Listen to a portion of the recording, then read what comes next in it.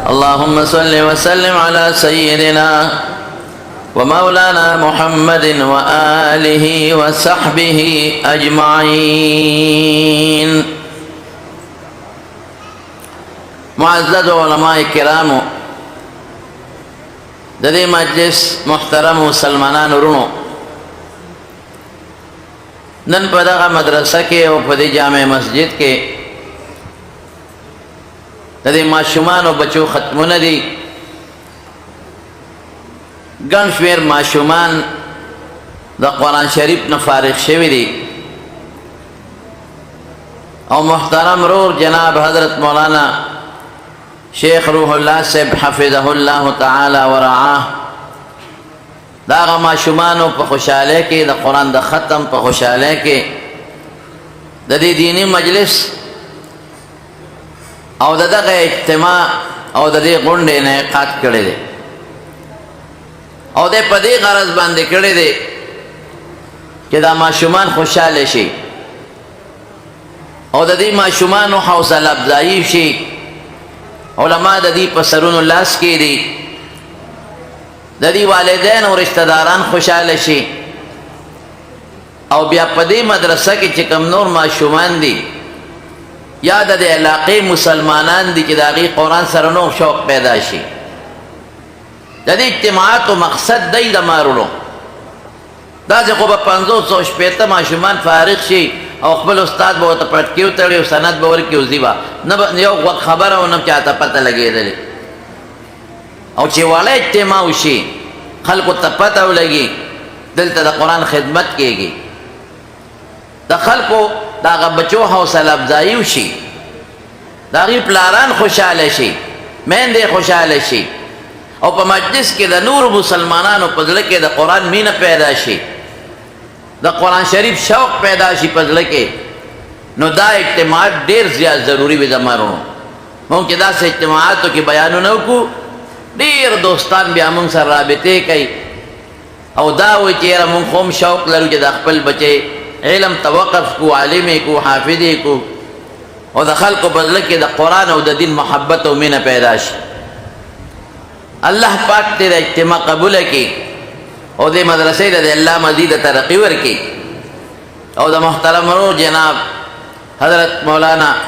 شیخ روح الله صاحب حفظه الله په عمر کې، علم کې او دینی خدماتو کې د الله مزید برکات واچوي. زمانو قرآن شریف د الله کلام دی او د خدای پاک خبرې دي. څنګه چې موږ تاسو خبرې کوو ګوره الله هم خبرې کوي. یو ډله د معتزله اوس هم معتزله په نوم باندې فرقه نشته خو خواره واره عقاید شته. په دې نوم نشته که چاته دی وی د معتزله نوم بدنام دی، عقیدې بدنامې دي. نو که چاته دی وی ته معتزلي 10 کنځله به درته وکړي، که چاته دی وی ته خو خارجي نو 10 کنځله به درته وکړي. خو بعضې د معتزله عقاید خواره واره په بعضې خلکو کې شته. د هغې دا یو عقیده وه چې خدای پاک خبرې نه کوي،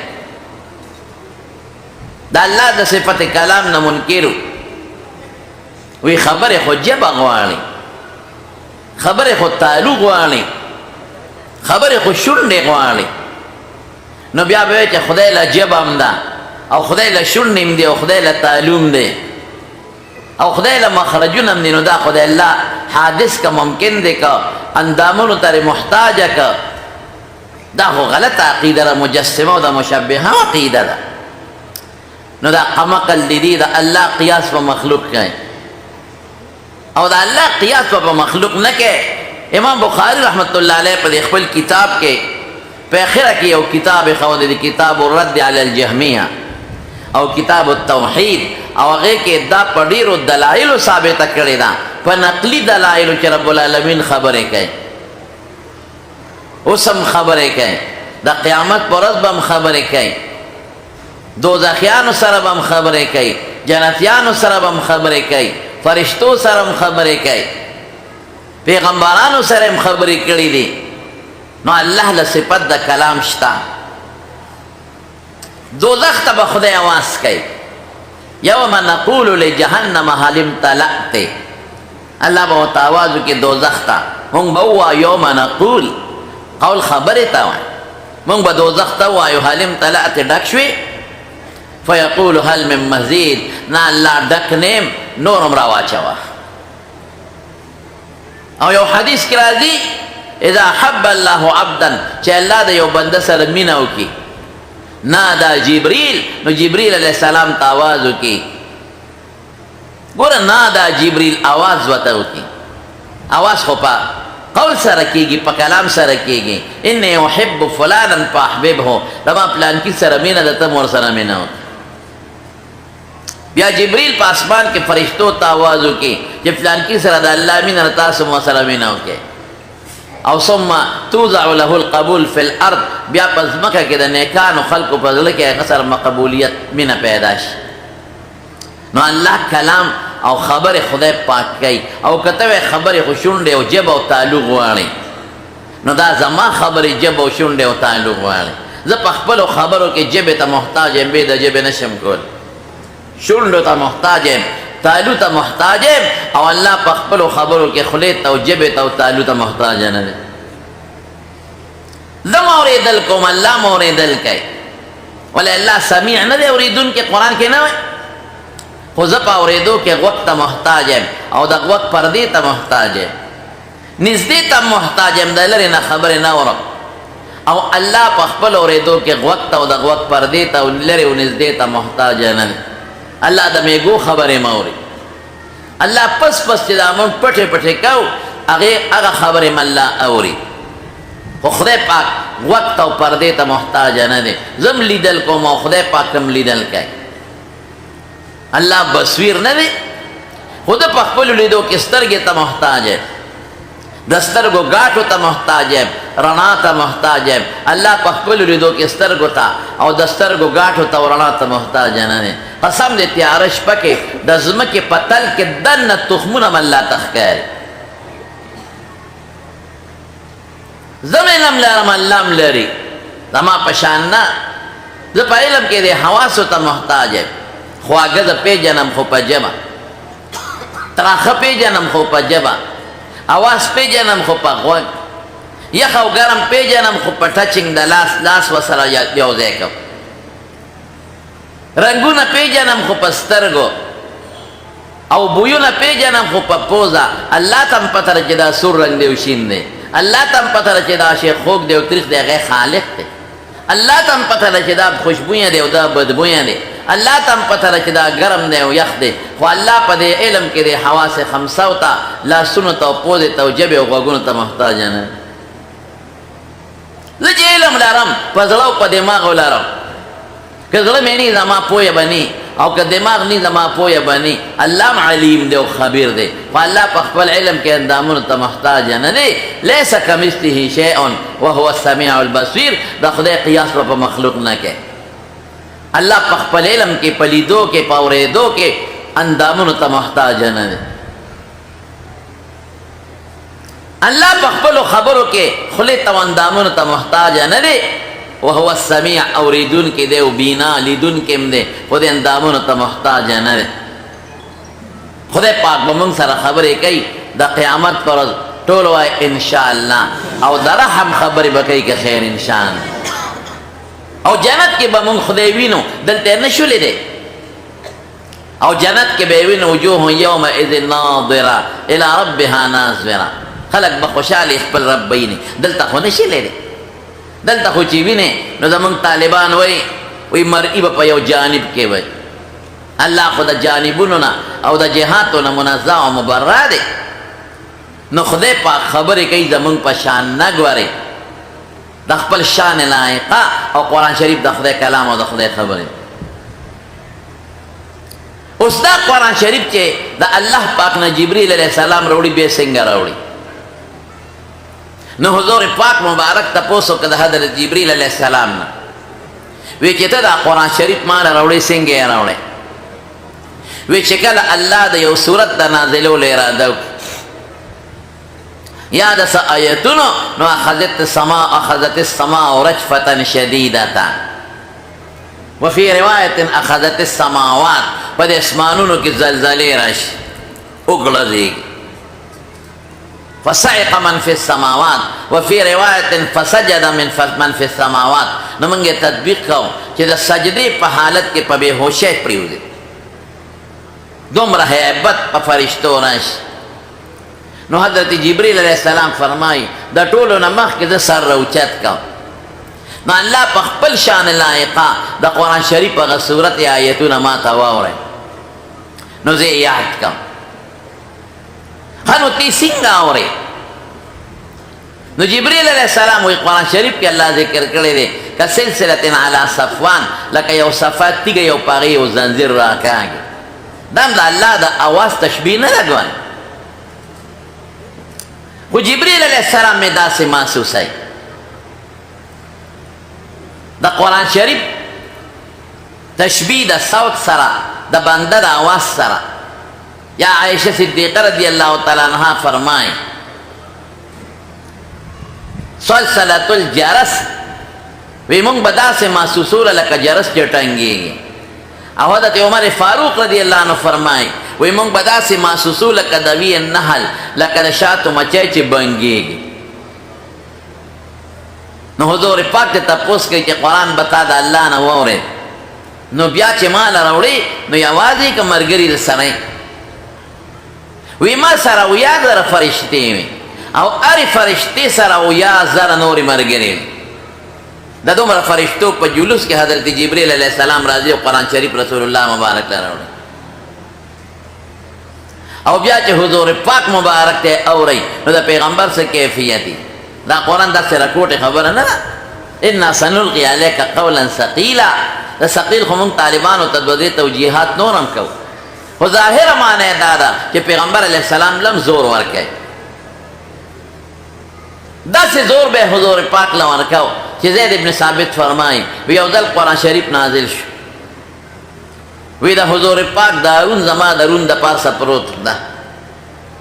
وفخذه علی فخذی فسقلت علی وی دا حضور پاک غرون مالا زور راکا کادت فخری ان تردوا وی قریبو چی دا مارون دے ٹکڑے کڑے و مات کڑے. اور رسول اللہ صلی اللہ علیہ وسلم چی دا وحی کیفیت بشورو شو لا بڑو عائشہ بی بی سوئی وی چی ما با دا حضور پاک دے تندیتا و قتل لقد ينزل علیہ الوحی فی اليوم الشدید البرد فسخت یخنے کے لکہ دا جنورے میں عش وحی بتلارا نو ان جبینہو لا یتفسد عرقا دا تندین بے خولے بے دلے غٹے غٹے ساگانے بے غشتی بخاری شریف کرے سترگی مبارکی بے اوپر سینے رنگ بے بدل شو او چپا کم ساروی بسورو ساروی بٹنگے دینے شو کے بناس ما سوا دا قصوا اخینے جدا بنکی ناستا. اللہ فرمائی انہو لتنزیل رب العالمین دا دا اللہ دا طرفنا منزل کتاب دے. لا اکثر طالبان و تویم القرآن نور دا ہدایت رنا دا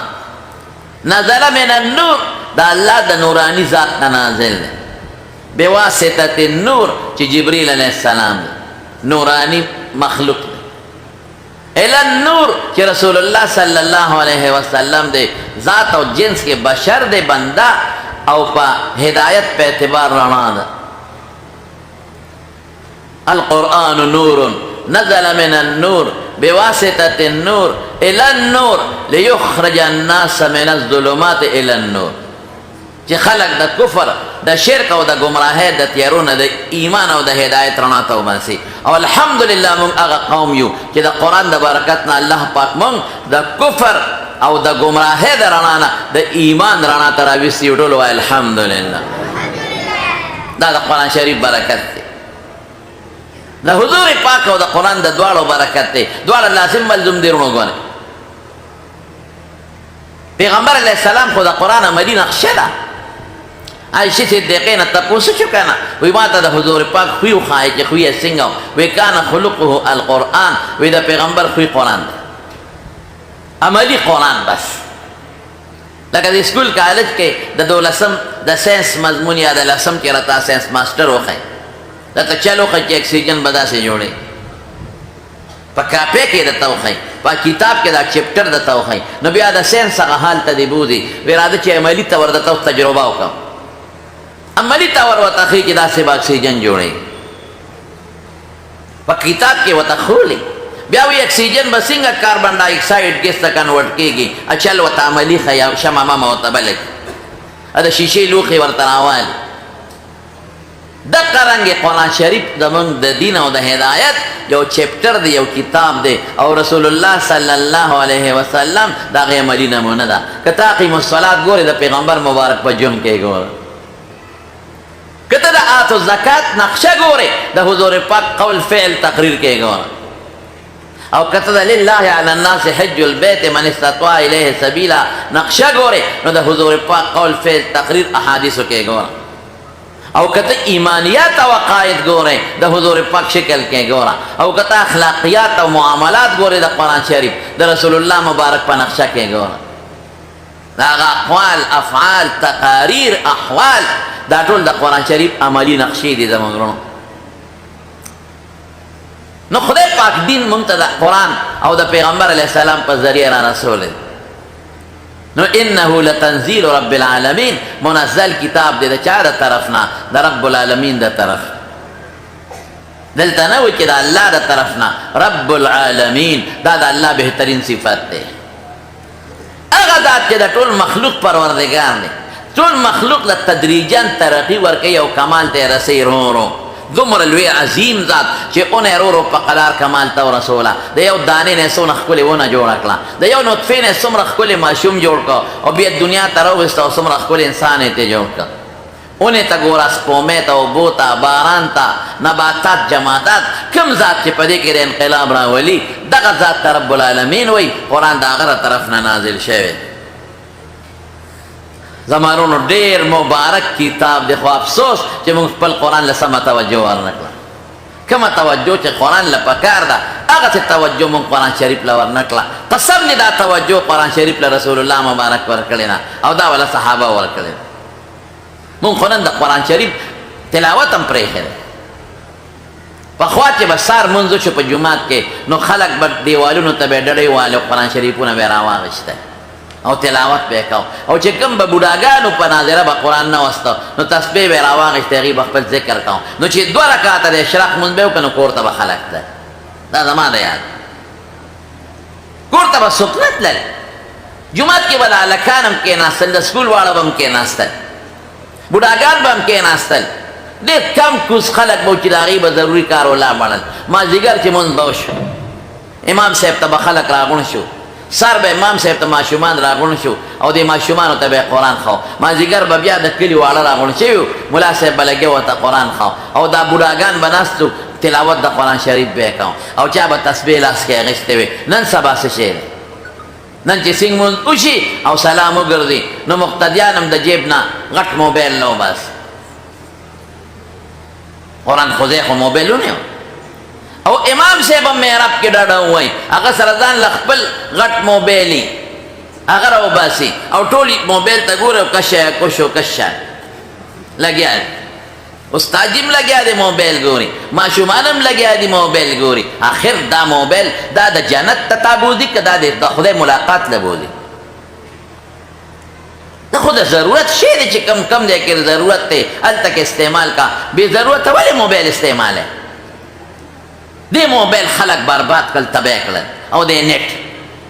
ټوله ورځ که ډاکټر له ورشې او تا خېټه کې درد دي تا به په خېټه لاس ایښي ډاکټر صاحب خېټه مې خوږېږي هغه به موبایل لیسي او په هغې کې لګیا که د سړک په میند د ټریفک سپی ولاړ دی نو ګاډي به یو بل سره مخ په مخ وي او دی به لګیا موبایل به روسېدي او په هغې کې کش کش پې شروع کړي طالبانو سره موبایل علماو سره موبایل یو مصیبت د موبایل نه جوړ دی او ټول خلک یې د سترګو د غوږ په ګناه کې مبتلا کړی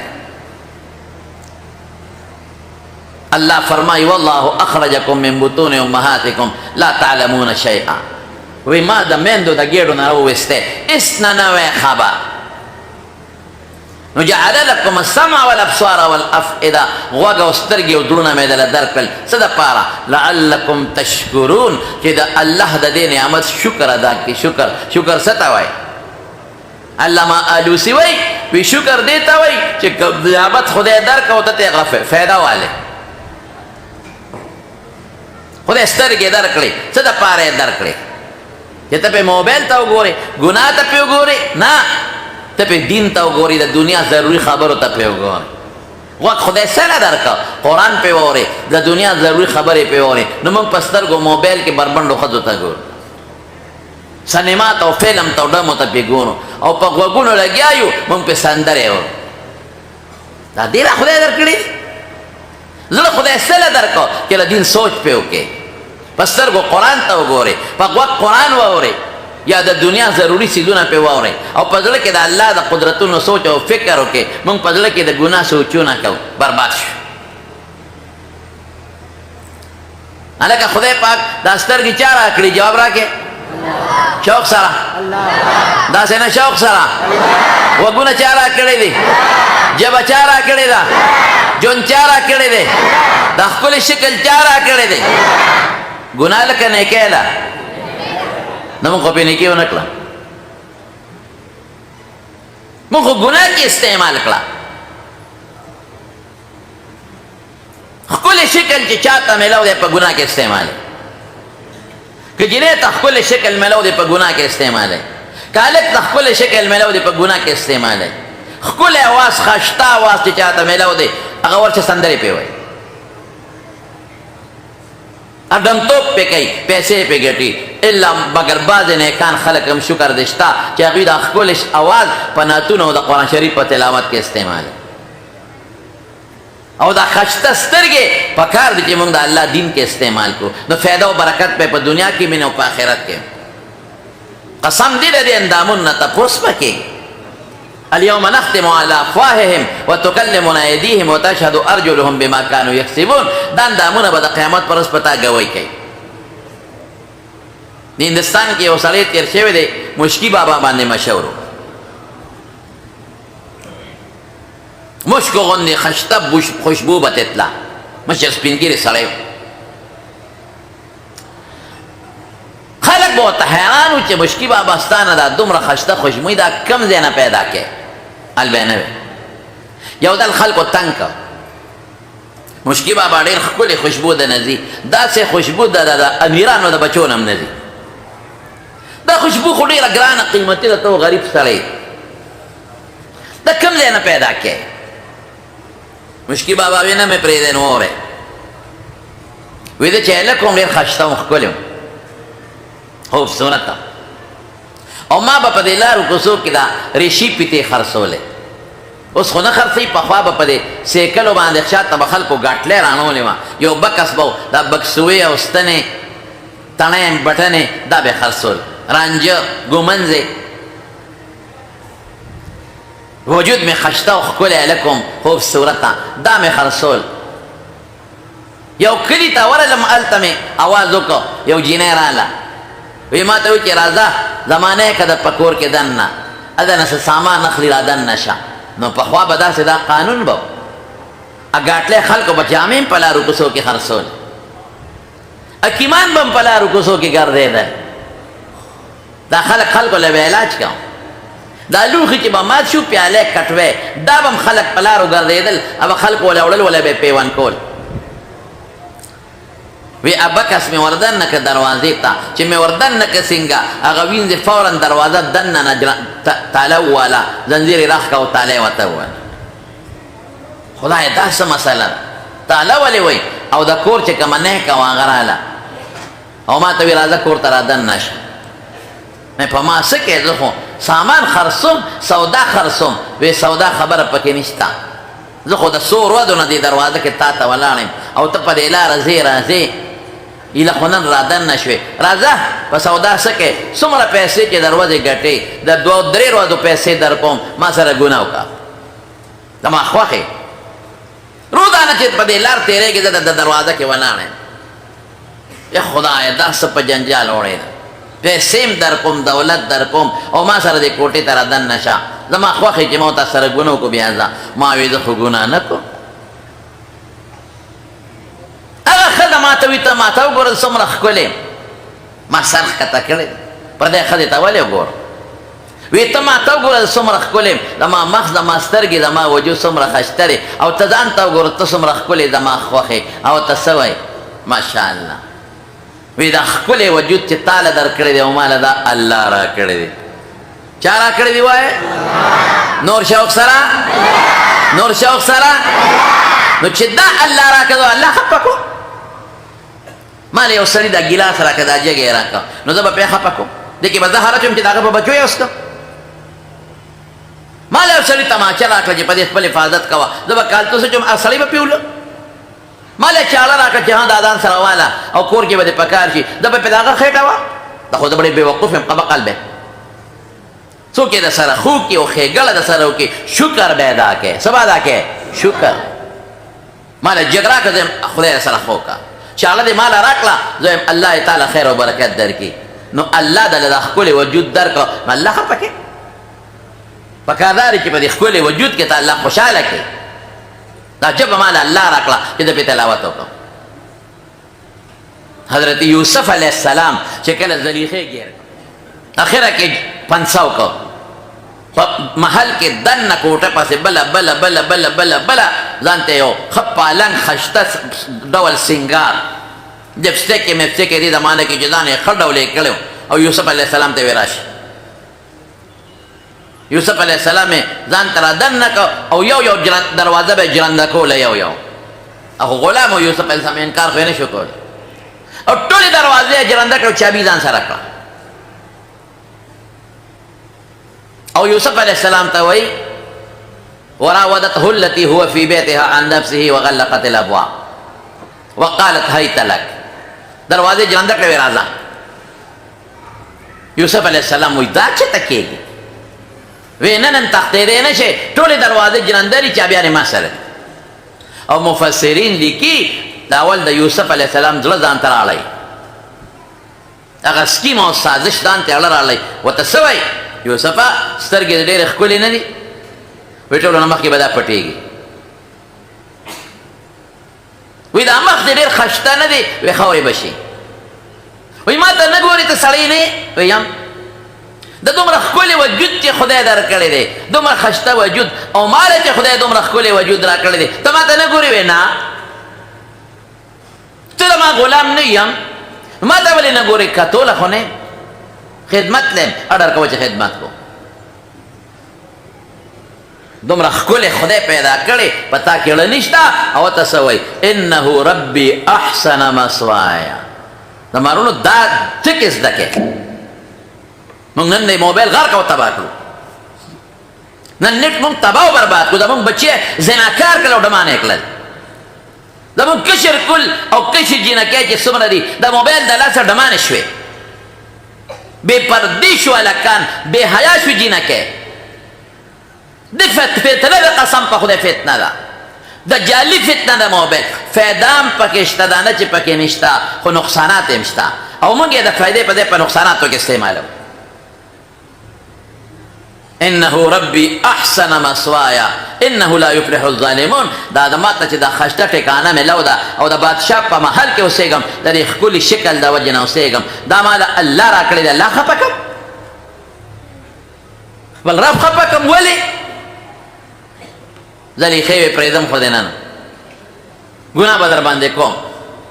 اور پس را پام سیدا حضرت یوسف علیہ السلام ډیر زیات پریشان دی چې خدای زنا خدا په ما کولی نشي او خدا ما خوښه ده لیکن لاس خو برا چي جامې را نه نشلی لاس برا چي نو چې دې لاس ما سره او جنګ او دام د پیغمبر لپاره تبعی ده دم زما لپاره تبعی ده خدای اوس بس کوم ما ته ډېر خلک وایي او ګناه کې ګیرې ما دې نه به څنګه بچ کېږم دوته گناہ پریدا ماحول بدل کا یہ رجی ماحول خود بدلو اللہ تگران دی صدم راتا و خایا کہ دی گناہ نخلاص شم وی ماحول بدل کا چی پڑھن کے ولاڑی پڑھن کے دننا نو کدا زمزم پا بو لامبیم واللہ کا پاک شی در دن نوزا نو در اخپل کلی و بالٹے و پزان واچا و زمزم تریجت تیشتا و پاک شی ماحول بدل کا کم ماحول کې چې تا نه ګناه تقاضا کوي کم ماحول کې چې تا ګناه ځان ته راکاږي پرېږده وه هجرت وکړه خپله بچ کېږي او که ته نه په هغه ماحول کې دننه شل قسمه خو خورا ډېر دوستان وي ما خو شل ځله قسم وخوړه بیا رانه مات شي وایم ته به ماحول بدلی بے دا ماحول کار نکی گی ماحول بدل کم کار بوشی بالکل گناہ تشا کا اللہ تا مخ کا کون شرا شمانا مخ پیسا پیڑا بس اللہ مدد کئی من یونیب چی سوک اللہ تے نابتو کی قسم پا خودے مدد کئی یوسف علیہ السلام مثال پیش کب دیتا اس خیم کنا یوسف علیہ السلام ویچے خدای سکو لاس خو بخا مخار آچے مال دام دیر لویا خبر آچے پردے خدا دما وجود رونے سی او دروازے جلندے دی اللہ وی غلقت الابواب جمع دا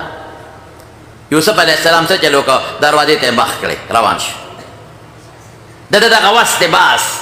اللہ زمان دا غوست باقیستا کار دے خوچے دروازے تے مخ کرے دروازے خود پاک مفتو کے جلندیم کو لو کر دروازے مرتکو لائے گی اس کا یہ اللہ مدد کہنا کہ پروٹوکول ورطا بلائے گی ولی تخدا اور پسیرا اس اخبتل غواری یو دروازہ بلا بلا بلا بلا تب اگر فرشتے ولاڑی دے دروازے ورطا کلاوی او یا یو بادشاہ تا دروازے کلاوی کو دے پہ مخ روان دے او سلی خبر اللہ لمن نیرونی ہو یا لک خلانا بارو دروازے خورتا کلاو شی جلندے خو کلاو شوی شاہدے ودن لمن شلولا او فوراً بارو وطل واستبق الباب وقدت قمیصه من دبر والف یا سیدها لدى الباب باروتل بادشاہ ناستے اوہو اگر عرص پستر گولی دل رنگ ہاتھوں گرفتار شوا بادشاہ عرص پستر گولی دل وزیران دی عمر آگلے دے ٹوڑولی دل چی یوسف مخ کے دو ذری خور پسے دو لمن تیرا کیا گی دا سچل دے خدا ما خدا خو الگ پسے شوید یوسف پسے شوید نو خدا خو خیار ہوا ما جزاء من اراد باهلك سوءا الا ان يسجن او عذاب اليم فورا پہ یوسف علیہ السلام الزام لگاو ویمت اللہ سرا چولے او بیا چی میرانی ودا نو تختی دادا سے انسان صدا بسی اس بسکاو نو خلق عمر رو دا بی بی مرگرتی آکے دا خان خدا و ادار چا بابی کن خلق خدا آگئی مرگرتی آکے یوسف علیہ السلام نا ہی راودتنی عن نفسی ما تیلا سرا واچاو آگئی نا ما تیلا سرا واچاو جنجال جوڑ شو دا خبر تخلاصوں وشهد شاهد من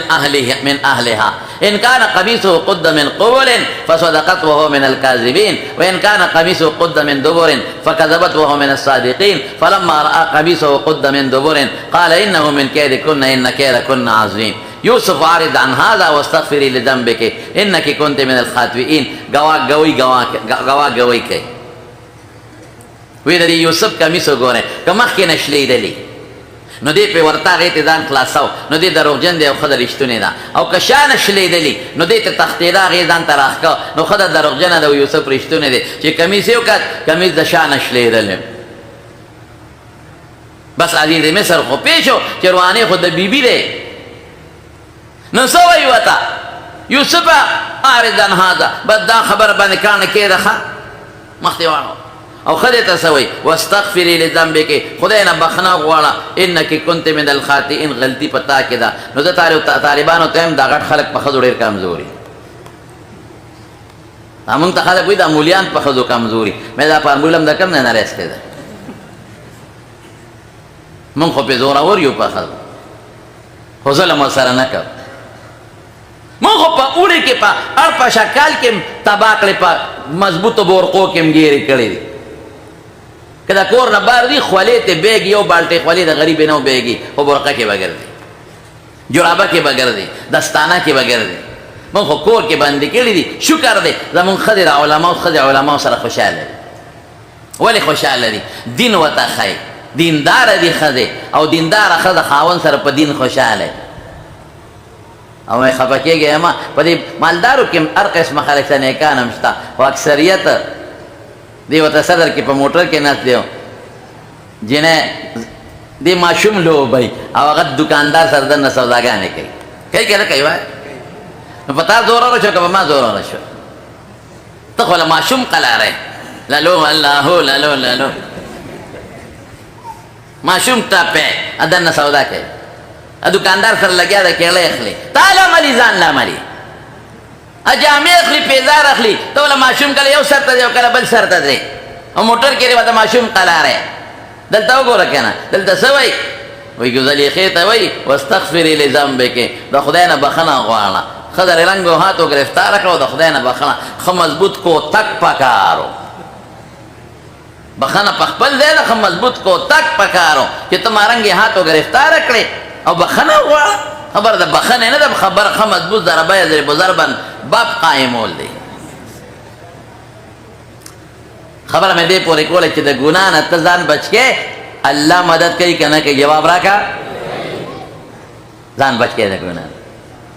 د موبایل نه بغیر بچون څنګه تېرېږي؟ پخوا څنګه تېرېده؟ ښځو سره موبایل، جینکو سره دومره غټې غټې موبایل. خدای پاکه ښځې په موبایل څه کوي، جینکې په موبایل څه کوي؟ په کور کې 10 کسه دي 10 موبایل. ماشومانو سره غټې غټې موبایل. ماشوم په غټ موبایل څه کوي؟ دا چې ته پولیټیکلي جګ دی سر که سیکرټري دی، ته ورځ لګیایي فلمونه پې ګوري، بربنډې ښځې پې ګوري، د سترګو ګناه کېږي، د غوږ ګناه کېږي. خدای ته وګورئ بچي مدرسو کې داخل کې علم پې وکړي، بچي م لوپران کړل تمام کړل. نو مشکي بابا وایي چې ښځې ګیر کړم، ما سره به ګناه کې. دا ښکلی شکل چې خدای درکړی و تعالی، ما ورته وایي چې دا ښکلی شکل چا راکړي؟ جواب را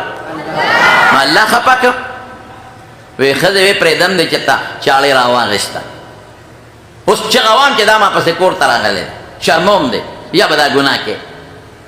مشکي بابا وی ما ورته وی چې ښه یو کار دی، موتیازې راغلی غسلخانه راته وښایه چې اودس مات کړمه، ما خلاص به ووینځم. نو زه چې دی خوښه ده پرېږدی مې نه نو ټیک ده، وی شابه لاړ باتروم یې راته وښه ورننوته. خدای نه چې بنده یېرېږي داسې، د خدای نه ویېرېږي. قسم په خدای رسول الله صلی الله علیه وسلم فرمایي وی اوه کسان به د قیامت پر ورځ د الله د عرش د سوري لاندې وي. هغه سخته ورځ چې نور 1 میل را نږدې شي سر ته، په هغه اوو کې یو کس دا دی رجل ذکر الله خالیا ففاضت عینا، هغه انسان چې هېڅوک نه او دې ځان ته الله را مخکې کړي او د سترګو نه اوښکې وبهېږي. د خدای یره قیمتي شی دی زمانو، ممکنن یره نشته. وی چې اودس ماتې مې وکړه، هغه لوی اودس ماتې مې راواغې په لاسونو په مخ مې ومږه. څوک به وکړي داسې؟ د زنا موقع ورته میسره ده، لیکن ځان بچ کوي او په کومه طریقه. ما سره رابطې هم ډېرې کوي، مانځل هم ډېر راځي، بیانونه اوري الحمدلله. ټول به عهد کوو چې نن نه پس په موبایل غلط نه استعمالوو که خیر انشاءالله. لاس اوچت کوئ ما سره انشاءالله ووایئ، شوق سره بیا انشاءالله، نور شوق سره انشاءالله. ګناه سره به نه استعمالوو. په دې د علماو بیانونه واورئ، درسونه د قرآن پې واورئ، درسونه د حدیث پې واورئ، د باطل مقابله پې وکړئ. نیکانو علماء کرامو مدرسو پسې دین پسې چې څوک په موبایل لګیا دي پروپیګنډې کوي، د هغې خلاف پې وکړئ، د هغې ردونه پې وکړئ، او د نیکانو علماو بیانات پې خلکو ته شیر کړئ، قرآن شریف پې خلکو ته شیر کړئ، نعتونه پې واورئ او خلکو ته شیر کړئ. ګن نه پې نه استعمالوئ. خپل بچي راولئ په مدرسو کې داخل کړئ. قسم په خدای د دې بچي نه به دې ملغلره جوړه شي، ملغلره. دا نن څو ماشومان چې فارغه شو څومره د خوشحالۍ خبره. دا بچي دي نن به د دې مور پلار څونه خوشحاله. نن خو چې زمونږ بچی چې ته ډګري والي د سکول نو خلک پې خوشحاله، واقعي د خوشحالۍ خبره ده. لیکن دا ډګري چې نن دې ته مونږ پټکي پسار کړل، دې باندې نن الله او د الله فرشتې خوشحاله دي که خیر انشاءالله العظیم. نو خپل بچي راولئ، قرآن پې زده کړئ، بچي د ګناه نه خلاص کړئ. زمونږ د مدرسو د علماو کار څه دی؟ خلک وایي د علما څه کوي؟ مې د علماو یو کار دی، یو د علماو څه کار دی؟ ستا په بچو کې د صحابو د حضرت ابو هریره او د حضرت بلال یو نقش جوړول غواړي چې ستا د بچي د ګناه نه بچي، د دې سترګې د دې غوږ د دې اندامونه د ګناه نه خلاص شي، او دې مدرسو کې راشي او دین زده کړي او قرآن زده کړي او عالم ته خدای پاک جوړ. دا بچی به ستا دپاره مغلري د دنیا دې هم د فایدې ده او د آخرت دې هم د فایدې. او چې کوم بچی د نه لوفر پاتې شو، بېدینه پاتې شو، نشی پاتې شو، ډاکو پاتې شو، بې علمازه پاتې شو، قسم په خدای د بچي دې دنیا تباه شو، ځان له دې دنیا غرقه کړه او ځان له دې آخرت تباه کړه او بچي دې تباه کړه. ډېر خطرناک دور زمانو نه روان دی، ډېر خطرناک دور چې څومره مشران دي ټولو ته دا درخواست دی چې دا بچي راولئ او دې بچو باندې علم وکړئ، عالمان کې بچي، قرآن پې زده کړئ، حافظان کې بچي. مه یېرېږئ په دې چې ډوډۍ به د کم ځای نه وي. زموږ د خلکو دا سوچ دی چې بچی به غټه ډګري به پې والم، ډاکټر به جوړ کړم، انجینیر به جوړ کړم. ټیک ده جوړ کړه چې 2-3 بچي دي یو به کېښولېږه. دغې څیزونو ته هم ضرورت دی، خدا سوچ به نه کې چې یاره که مولا مې جوړ کو حافظ مې جوړ کو او قاری مې جوړ کو ډوډۍ به د کم ځای نه دا سوچ به نه کې ډوډۍ د چا په اختیار کې ده چې سره وایي ښه روزي به خدای ورکوي ښه عزت به خدای ورکوي دا څو خبرې مې د مارونو ستاسو په خدمت کې عرض کړې ډېر زیات خوشحاله شوم تاسو په ډېر ګڼ تعداد کې راغلی او نور علماء کرام هم را روان دي زموږ محترم رور جناب حضرت مولانا مفتی اکبر علی صاحب زیده مجدهم تشریف فرما دی غیب هم بیان کوي او حضرت مفتی صاحب د دې ټولو علماو استاد او زموږ ډېر قریبي دوست او ورور حضرت مولانا مفتی محمد ندیم محمودی صاحب زیده مجدهم لږ بیمار هم دی خو ممکن ده چې رام شي راځي به انشاءالله نو دیو بیانونه هم کوي مجلس به هم شروع وي انشاءالله او زه په دې خبرو اکتفا کوم او ټولو نه دا عهد اخلم چې ټول به روزانه د قرآن شریف لږ تلاوت خامخا به کوئ ښه لږ کوئ خو خامخا تلاوت وکړئ چې چاله په ناظره قرآن نه ورځي قرآن شریف په ناظره زده کړئ او په خپلو بچو علم وکړئ حفظ وکړئ او بچي مدرسو کې داخل کړئ و آخر دعوانا ان الحمد لله رب العالمین یو ځل ټول په جمع درود شریف ووایئ